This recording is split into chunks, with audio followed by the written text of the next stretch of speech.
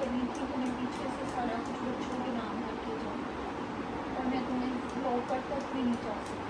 मैं ईशा की काफ़ियत करती हूँ कि अगर मैं कुछ तीसरा हो गया तो पीछे से आप मेरा सोल आउट करवा दें।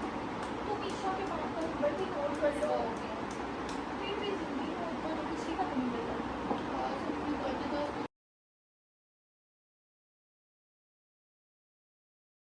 Thank you.